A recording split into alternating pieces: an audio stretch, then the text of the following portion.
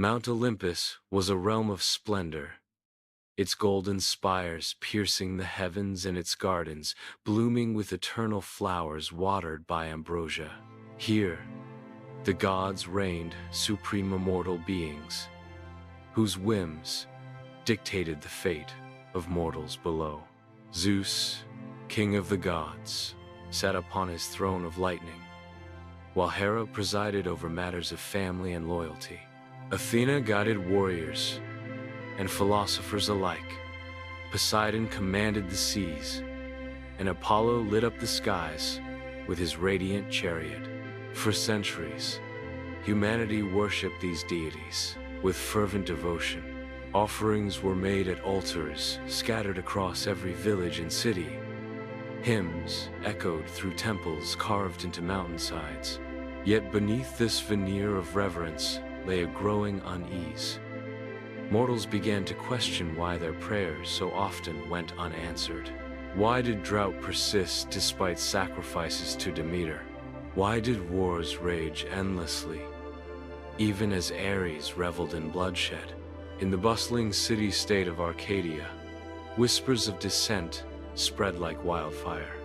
Farmers grumbled about failed harvests, blaming Poseidon for withholding rain. Mothers mourned sons lost in battles they believed Athena had abandoned. Philosophers gathered in shadowy corners of marketplaces, debating whether the gods truly deserve such adoration or if their power stemmed solely from human belief.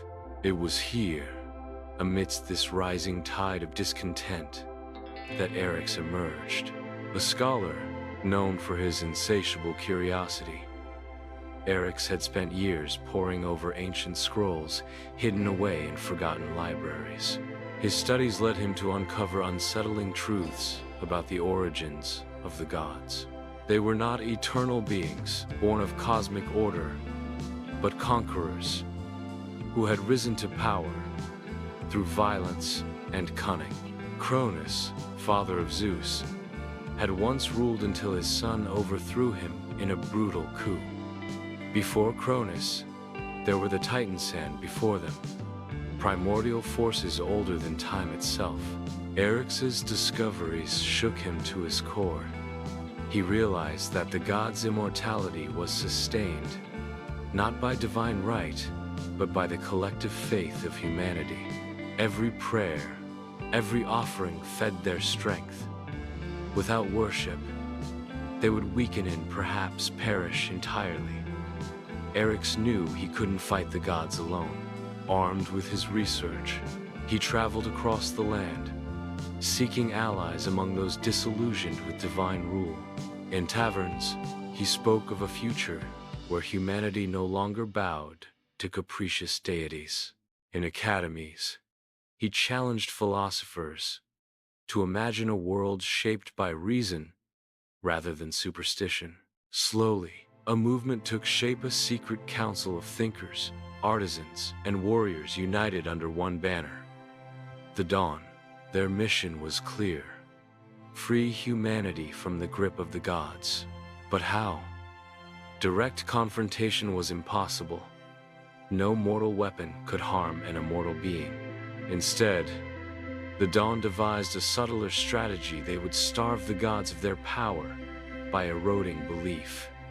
At first, the campaign was cautious. Statues of gods were replaced with monuments celebrating human achievements. Temples fell silent as people turned away from rituals they no longer trusted. Priests loyal to the old ways railed against this heresy, but their warnings carried little weight when crops thrived without Demeter's blessing, or storms passed without Poseidon's wrath. Word of the Dawn reached Olympus, stirring unease among the gods. Zeus dismissed the movement as a fleeting rebellion, unworthy of his attention. "Let them play their games," he scoffed.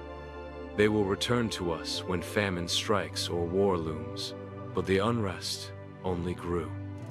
Cities declared themselves independent of divine influence, erecting schools instead of shrines. Artisans crafted machines powered by steam and gears, marvels that rivaled Hephaestus's creations. Even the stars, once mapped by Uranus himself, were charted anew using telescopes built by mortal hands. Poseidon watched the tides shift, both literal and metaphorical.